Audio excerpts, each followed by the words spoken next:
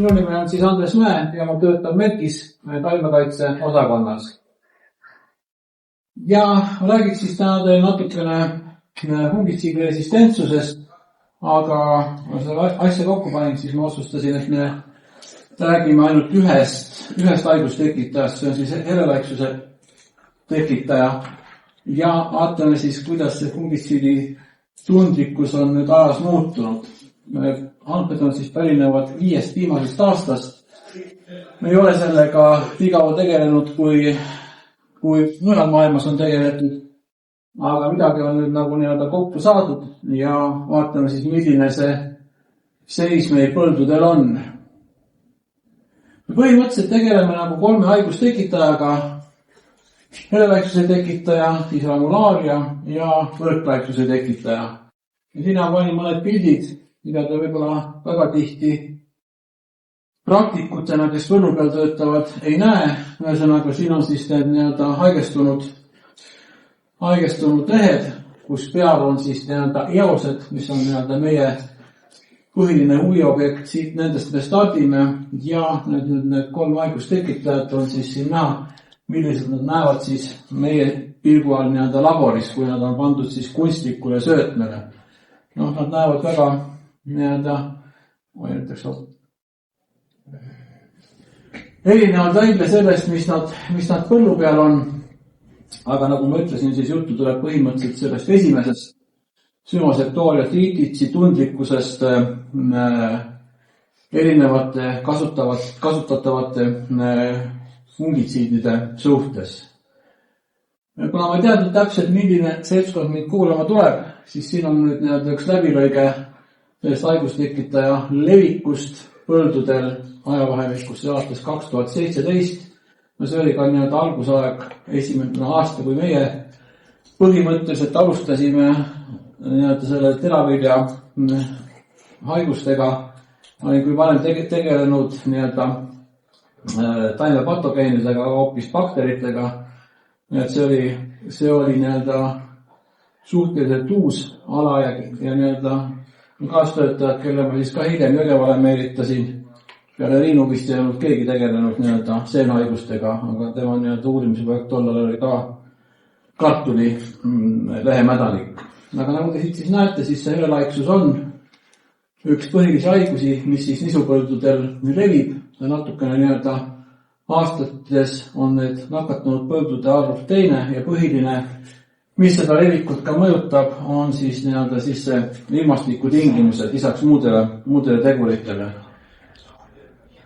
Sellepärast, et siin on siis näha, kuidas ilmastiku tingimused võivad siis haiguse levikut mõjutada. Siin on üks ramulaaria pildid, mis on siis ründab põhiliselt otra ja siin vasakul pool on siis tehtud pilt 2021. aastal ja paremal on siis pilt 20 käesolevast aastast. Kes vähegi otra kasvatas, siis see pilt peaks teile peale tuttav olema. Nüüd, kui me siis need proove korjasime mööda põlde ringi sõitsime, siis põhimõtteliselt tee pealt oli juba näha, kuidas kui ilusti siis nii-öelda ramulaaria on odra taimi nakatunud. Ja ma ei usu siis, et neid tõrjemeetodid on nii palju muudetud, et siin on lihtsalt tõrjega natukene mööda pandud, vaid kuna seda ilmad olid nii soodsad, oli niiske, oli piisavalt jahe, siis see ramulaaria ka nii-öelda puhas rõõmsasti. Aga nüüd läheme siis edasi nisu juurde. See pilt näitab siis seda, kus me oleme nüüd siis selle 5 aasta jooksul, millega me nüüd oleme nii-öelda süstemaatiliselt selle helelaiksuse tekitajaga tegelenud, kust on siis kogutud proovid. Me üritame katta enam-vähem kogu Eesti, kus vähegi nii-öelda neid põlde on. Aga kuna meid on suhteliselt vähe, kokku 5 inimest, siis me päris igale poole ka ei jõua. Siin üksikuid auke on, aga mingisuguse pildi ikkagi sellest ramulaaria tundlikkusest, septooria tundlikkusest kasutatavate fungitsiidide suhtes nii-öelda ikkagi saab. Siin on üks pilt selle kohta, milles meie töö seisneb. Vaevalt, et keegi nii-öelda on väga palju sellega kokku puutunud, aga põhimõtteliselt me nii-öelda alustame siis nakatunud lehest, mis on siis siin.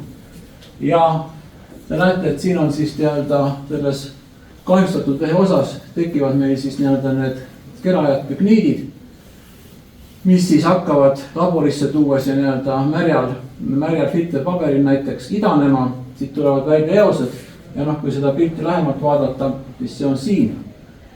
Ja järgmine etapp on siis võtta siit üks idanema hakanud eos, panna siis kunstlikule söötmele ja kui teda piisavalt kaua kasvatada, siis siin all on siis näha, milline see asi siis selle söötme peal välja jääb. Ja edasi, mis me teeme, on siis see, et me määrame tema tundlikkuse erinevate fungitsiidide koostises olevate toimeainete suhtes. Ja siin on siis näha, et erinevad kontsentratsioonid, lahenduste rida on tehtud, et siis määrata see tundlikkuse piir ja kõige alumine rida on siis kontrollrida, kuhu fungitsiid ei lisata ja seal igal juhul peab siis see isolaat kasvama, see on nagu täiendav kontroll. Ja siit edasi siis, kui me oleme teada saadud, milline on see tundlikkus, siis järgmine etapp on teha selgeks, mis siis on muutunud nendes isolaatides, mis kasvavad siis kõikide testitud toimeaine kontsentratsioonide peal. Ja üheks põhjuseks, miks siis see haigustekitajad muutuvad siis resistentseks või tundlikkus nende toimeainete suhtes väheneb, on siis tingitud mutatsioonidest. See tähendab siis seda, et igal toimeainel, mis fungitsiidide koosseisu kuulub, on oma kindel sihtmärk, mis siis on tavaliselt seene elutegevuseks vajalik valk. Ühesõnaga see valk täidab siis teatud kindlat funktsiooni rakkudes. Ja nüüd, kui rakus moodustub siis kompleks toimeaine sihtmärk valgu vahel, siis haigustekitaja sureb. Ja see ongi siis selle fungitsiidi põhiline toimemehhanism.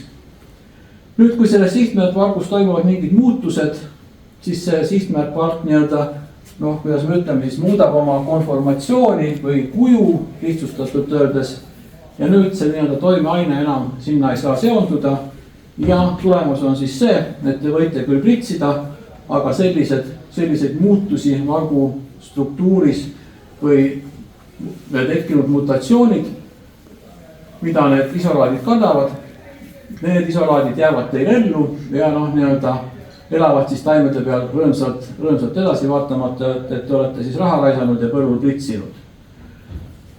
Nüüd on siis teatud mutatsioonid erinevatest sihtmärkvalkudest, me tuleme nende juurde tagasi, aga see on nüüd näide ühest 2025. aastal avaldatud artiklis, kus on siis ka Eesti proovid sees ja siin on siis välja toodud põhilised mutatsioonid, mis siis mõjutavad kas siis asoolide tundlikkust või siis nende STHI-de või STH või succinaate hüdrogenaasi inhibiitorid, mis siis mida kasutatakse siis pritsimisel.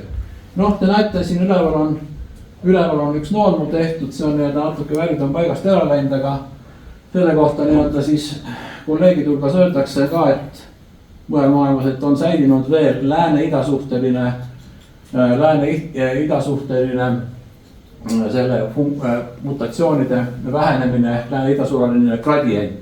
Kui te vaatate neid olulisi mutatsioone Iirimaa, siis siin on näiteks seda ülemist siin olevat mutatsiooni 524, mis põhjustab siis tundlikkuse vähenemist asoolide suhtes, siis te näete, et Iirimaal on selliseid isolaate või selles populatsioonis, seal on selliste mutatsioonide protsent 90, Eestis 16 ja nii edasi, aga me tuleme pärast hiljem nende samade asjade juurde tagasi. Nii et on veel erinevus, aga nagu vanasti kunagi öeldi, et meie maa kohta, kui me kuulusime teise riigi koosseisu, et ei ole midagi, me jõuame läänele järele ja varsti lähme ka neist mööda.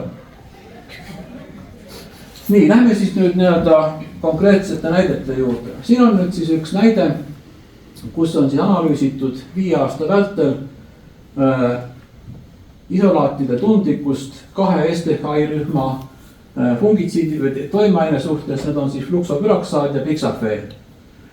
Need on teil vist enamikule tuttavaid, sest neid fungitsiide, mille koostisesse nad kuuluvad, kasutatakse meil üsna palju. Ja siin on siis need andmed esitatud selliselt, et iga see joon on siis kokku pandud ühel aastal kogutud kõikidest proovidest, ehk siis see moodustab siis selle aasta populatsiooni. Ja siin all selle rea peal on siis toimeaine kontsentratsioonid ja siin on siis näha need EC50 väärtused, ehk siis EC50 väärtus on siis selline, kus toimeaine kontsentratsioon, mis inhibeerib kasvu 50% võrra. Ja nüüd siin on ka noored peal näidatud. Siin on üks piir pandud, see on siis selline välja kujunenud erinevate laborite töös, selline piir, mis siis näitab seda, kas see toimeaine toimib või mitte. Et kui see kõik täpid, mis jäävad vasakule poole, need isolaadid alluvad selle toimeaine mõjule ja need, mis jäävad mida rohkem siis sellest joonest paremale poole, seda vähem tundlikud nad on. Ja nüüd, kui me vaatame seda joonist kui tervikut, siis te näete, et 3 aastat või 4 aastat on kõik olnud korras, enam-vähem üksikud isolaadid jäävad sinna ka paremale poole, aga see on loomulik, neid üksikuid isolaate ikkagi on põllu peal, aga nüüd 24. aastal on toimunud nagu oluline nihe ja kogu populatsioon on hakanud siis liikuma sinna paremale poole. Täpselt sama on siis ka teise toimeaine ehk siis piksafeeni puhul. Nii et midagi on siis muutunud, et see populatsioon on muutunud natukene kas siis resistentsemaks või vähem tundlikuks nende 2 toimeaine suhtes. Nüüd, mis on siis selle põhjuseks? Nagu me rääkisime, siis tavaliselt põhjustavad seda siis erinevad mutatsioonid märklaudvalkudes. Ja siin on nüüd üks selline pilt jällegi aastate lõikes, kus siis see populatsioonid on jagatud nagu 2. Mustaga on siis tähistatud need isolaadid, mis ei kanna mutatsioone ja punasega on siis need isolaadid, mis kannavad mutatsioone. Ja kui te näete, et siin selle musta osas erilisi muutusi ei ole, mõned üksikud on natukene vähem tundlikud, siis siin punases osas, nagu te näete, siis siin on üksikud tundlikud kuni aastani 23, aga 24. aastal on siis oluliselt nende vähem tundlike isolaatide arv suurenenud. Ja seda siis mõlema toimeaine suhtes on nad siis vähem tundlikud. Nüüd, mis on selle põhjuseks? Me rääkisime, et selle põhjuseks tavaliselt on mutatsioonid. Ja siin on siis nüüd nendes märklaudvalkudes, see on siis ühe valgu nagu 2 subühikut või 2 osa, mis siis kokku veel 2 teisega moodustavad siis selle funktsionaalse valgu. Ja kui me nüüd vaatame, siis mis siin siis juhtunud on? Kõikide nende analüüsitud mutatsioonide sagedus on hakanud suurenema. Nendest kõige olulisemad, mida tavaliselt vaadatakse, on siis mutatsioon, nimetame teda mutatsioon 79, siis selle valgu subühiku 79 aminohappe on asendunud teisega ja teine oluline on siis mutatsioon positsioonis 86, mis nende tõus põhjustab siis ka resistentsuse või tundlikkuse mõõdukat vähenemist. Nad ei ole veel kõige hullemad mutatsioonid selles mõttes, et kui kasutada lubatud kontsentratsioone põllul õigeaegselt pritsida, siis põhimõtteliselt saab nendest jagu. Nüüd kehvem on lugu selle viimase mutatsiooniga, mis on ka meil hakanud levima ja ka siis mujal maailmas ja see on selline mutatsioon, mis annab siis võib öelda kõrge resistentsuse mõlema toimeaine suhtes, ühesõnaga seda mutatsiooni kandvad isolaadid tavaliselt tõrjele enam ei allu. Nüüd. Mul on üks küsimus. Yeah. Kas on nagu teada ka nagu selles mõttes nende isolaatide nagu nende 78 ja 152, et kas on nagu teil mingi nagu nimekiri, et mis ei allu nagu sellele tõrjele enam, et millel ongi nagu see superresistentsus tekkinud või saad sa mu küsimusest aru? et kas teil on teada nagu see, et mis, sa ütlesid nagu, et ma ei näinud nagu sellest tabelist praegu nagu noh, ei oleks osanud arvata, kui sa ei oleks öelnud. Noh, et kus ma seda tean nagu noh. No ühesõnaga siis on nendel, mis ei allu enam hästi tõrjele, nende nii-öelda see efektiivne kontsentratsioon viide EC50 näitaja on üle 5. Okei, aga see nende mutatsioonide nagu selles mõttes see nimekiri, vabandab, mul on hääl täiesti ära, aga on olemas kuskil nagu selles mõttes, mis on nagu leitud või niimoodi, et on teil nagu üle Euroopa nagu teada nagu, mida te vaatate nagu põhiliselt? Jah. Okay. No see on siin, nüüd ongi see üks näide, mis on nüüd Pasvi poolt ühes doktorantide nii-öelda koolitusel on esitatud nende samade STHI-de kohta. Nagu te näete, siis siin on, neil on nagu see pikem ajatelg, alustatud on siis 2012 ja nagu te siin näete, siis siin olid kõik nii-öelda testitud isolaadid. Need oli siis kokku, see näitab seda numbrit. Resistentseid nende hulgas ei olnud, ühesõnaga nad olid kõik nii-öelda inglise keeles öeldakse wild type, metsik tüvi, ühesõnaga, kus ei olnud mutatsioone. Ja nagu näete, siis nii-öelda aja möödudes on neid mutatsioone hakanud järjest rohkem juurde tulema. Siin on need samad 79 ja 86, mis nii-öelda vaikselt tõusevad ja punasega on siis näidatud see kuulus 152, mis on siis nendest nagu kõige halvem, mis siis annab nii-öelda täieliku resistentsuse praktiliselt kogu selle STHI rühma preparaatide suhtes.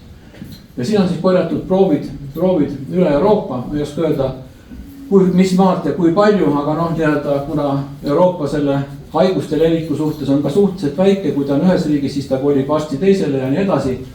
Nii et STHI-dega on ka nii-öelda, nad hakkavad nii-öelda vaikselt vähemalt need fluksapyraksaad ja pixafen nagu natukene oma toimet kaotab, aga nad siiski veel töötavad. Aga siin on nii-öelda lähtutud siis nii-öelda kõikidest mutatsioonidest, enamus on neist meil ka olemas. Nagu te nägite ainult kahte viimast, 183 ja 272, mis on ka punased, neid me ei ole siiani veel leidnud. Nüüd siin on siis üks väike kaart, kus on siis eraldi välja toodud nüüd, nagu te näete, siis meil see 152 ilmus põllule aastal 2022 ja esimene leid oli siis Võrumaal. Järgmine aasta oli ta sealt ära kolinud Põlvamaale ja siis 2024, nagu näete, on ta juba leitud 1, 2, 3, 4 maakonnas. Mitte küll väga massiliselt, aga ta on seal ikkagi täiesti olemas. Ja need teised, nii-öelda, mida me nimetame siis kaksikmutantideks, need on ka, nad näete, sisaldavad seda nii-öelda mutatsiooni, mis peaks andma nii-öelda selle vähem vähenenud tundlikkuse nende toimeainete suhtes, aga kombinatsioonis nüüd nende teiste mutatsioonidega on, kohe järgmises tabelis näete, on ta praktiliselt samaväärne selle 152 mõjule. Neid mutatsioone on küll hästi vähe, sellepärast nad seal tabelis ei olnud, neid kokku tegelikult, neid 3 eri varianti me leidsime siis 5 tükki, nii et neid ei ole väga palju. Ja siin on nüüd siis näidatud nende mõju.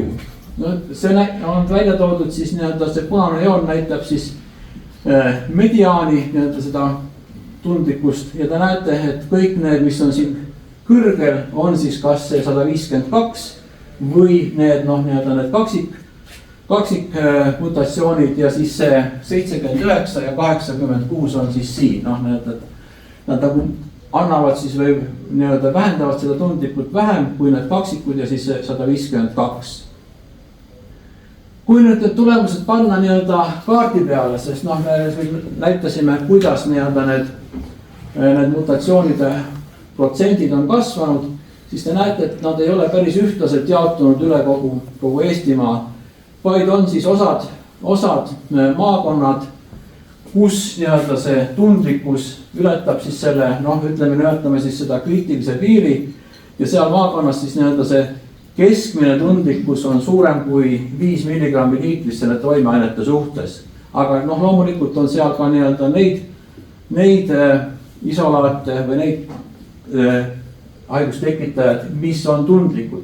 Aga siin on siis nii-öelda oht on olemas, et kui väga järjest kasutada ühte ja sama toimeainet, siis mingil hetkel hakkab see välja selekteeruma populatsioon, kus järjest rohkem ja rohkem on neid isolaate, mis ei allu enam tõrjele.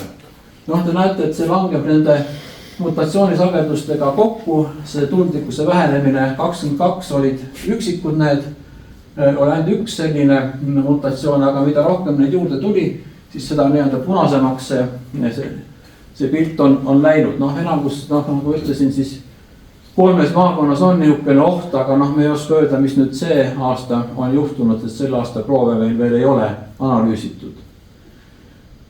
Nüüd üks asi, mida nende toimeainete ja preparaatide valikul, ma ei tea, kui palju seda arvestatakse või mitte, aga osade nii-öelda ühe ja sama rühma toimeainete vahel esineb ristresistentsus. See tähendab siis seda, et kui ta on tundlik ühe toimeaine suhtes, siis on ta ka teise toimeaine suhtes tundlik. Ja kui te vaatate nüüd seda nii-öelda ülemist osa, siis te näete, kui te vaatate siis seda tabelit nende mutatsioonide kohta, siis ülesse paigutuvad 152 kõik kaksikmutandid. Ja kui te vaatate siis nüüd neid EC50 kontsentratsioone, siis te näete, et kui see kannatab siin sellist kontsentratsiooni, siis on ta ka fluksapüroksaadi, siis ka piksafeeni puhul nii-öelda see langeb kokku. Et kui te vahetate preparaadi, kus on näiteks see estefaiina fluksapüroksaad, sellise vastu, kus on piksafeen, siis nii-öelda see ei mõju nendele isolaatidele, mis kannavad siis neid mutatsioone. Nii. Sama jutt siis nüüd nende asoolide suhtes. Neil on nii-öelda teine märklaud ja seda märklaud, jõuame kohe sinna. Siin on nüüd näha, et asoolide puhul on see nihe, selle perioodi jooksul vähemalt siis, kus see meil on, protiokonasooli ja mefentriflukonasooli puhul suhteliselt väike, nii et midagi väga hullu ei ole juhtunud. Küll aga panin siia siis kõrvale võrdlusena ühe teise, mis on nii-öelda ammu juba kasutusel olnud tevukonasooli puhul. Ja te näete, siin on nihe on väike, aga kui te vaatate seda telge, siis praktiliselt nii-öelda kõik isolaadid on sellest rohelisest joonest paremal pool. Nii et tevukonasool nüüd küll eriti helelaiksuse tõrjes enam vähemalt ütleme siis hästi, ei toimi. Ja siin on samuti selleks põhjuseks on siis nii-öelda erinevad mutatsioonid, samamoodi need populatsioonid on jagatud 2, osad, mis siis kannavad mutatsiooni ja osad, mis ei kanna. Nüüd huvitav on see, kui te vaatate seda suhteliselt hilja kasutusele võetud mefentriflukonasooli, siis te näete, et siin on see varieeruvus juba ka selles populatsioonis, mis ei kanna mutatsiooni, suhteliselt suur. Mis viitab siis sellele, et nii-öelda selle mefentriflukonasooli tundlikkuse vähenemisele aitavad ilmselt kaasa ka mingid muud mehhanismid, lisaks siis nii-öelda mutatsioonidele. Protiokonasooli puhul on nii-öelda see situatsioon endiselt hea, vaatamata sellele, et ta on nii kaua aega kasutusel olnud.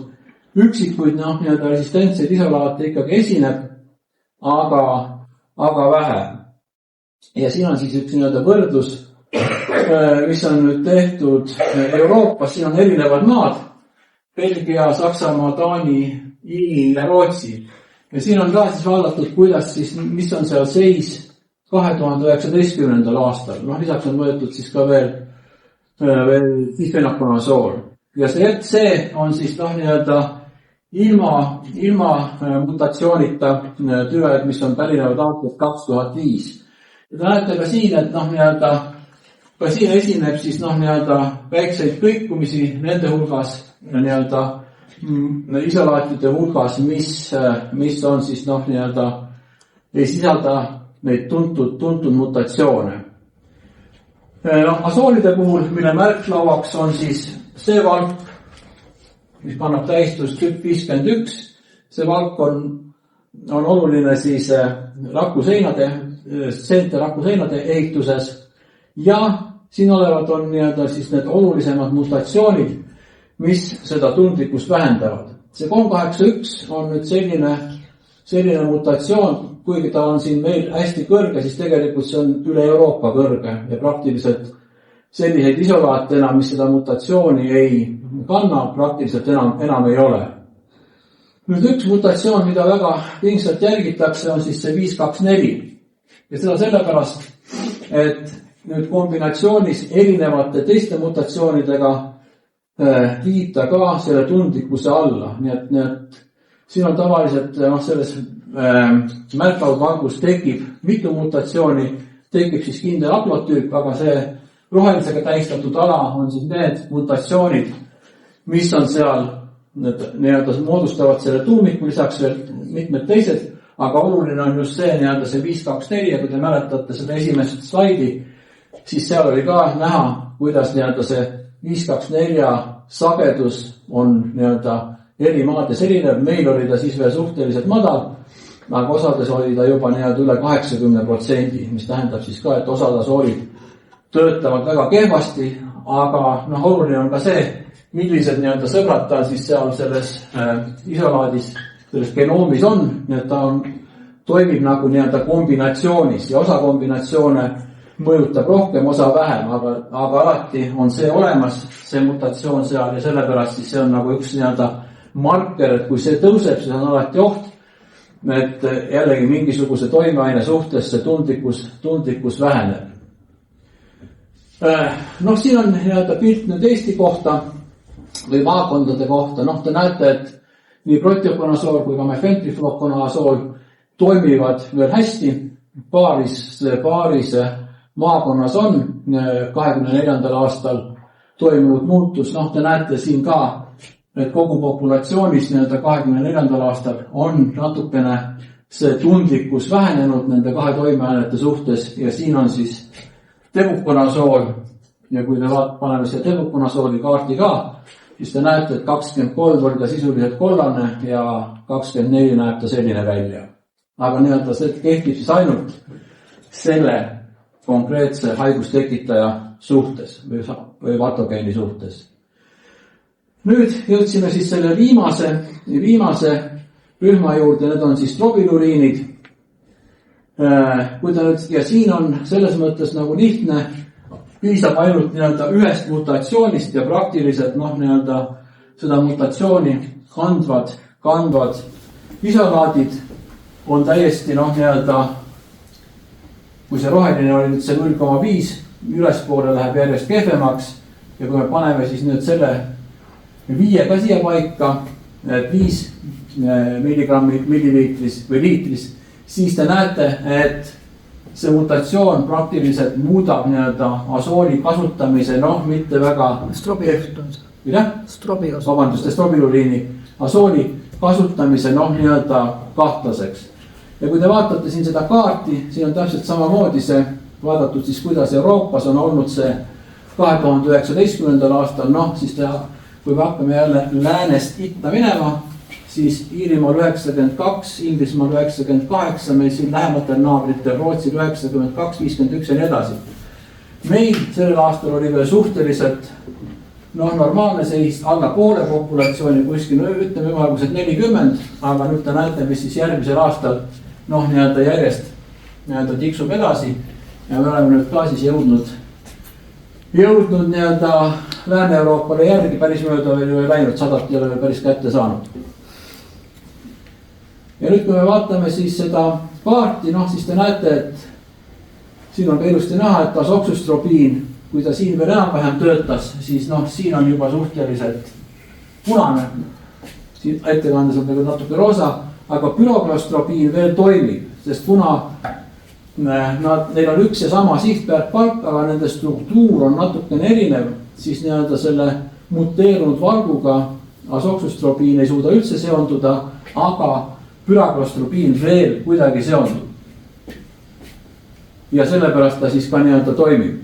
Nüüd see uus preparaat, fenbikoksamiid, sellega on mõned üksikud maakonnad, kus on natukene kõrgem, aga me pärast kaarti näitame, siis nad on suhteliselt piiri peal.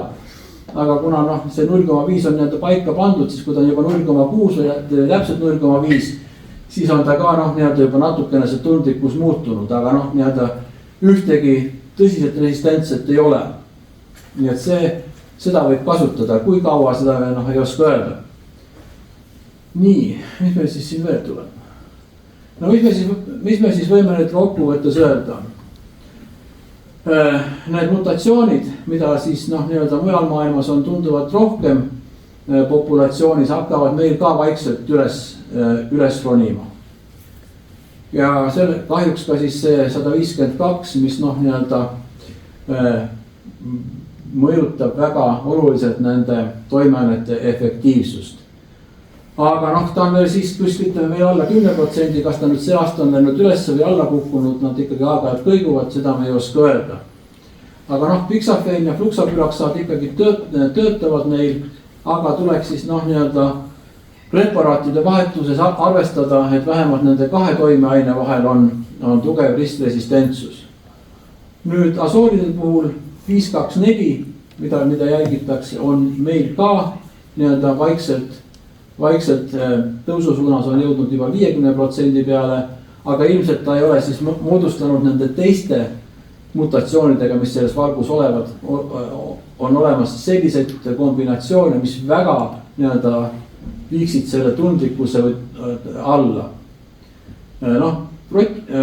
Protiokonasool ja mefentrifluukonasool toimivad hästi, tebukonasool on nii-öelda natukene juba kahtlane, et kas võib mõne aasta siis vahet pidada või siis nii-öelda kasutada selle asemel neid teisi toimeaineid sisaldavaid preparaate. Huvitav on muidugi see, et kaua see protiokonasool veel vastu peab, mis on nii-öelda juba üsna pikalt kasutusel.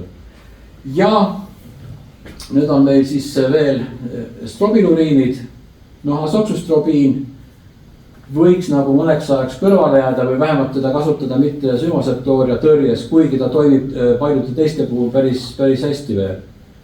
Aga septooria puhul siis kas püraklostrobiin või fenbutypoksamiidi sisaldavad preparaadid, sest selle mutatsiooni sagedus on kuskil 98-99% vähemalt nendest isolaatidest, mida meie testinud oleme.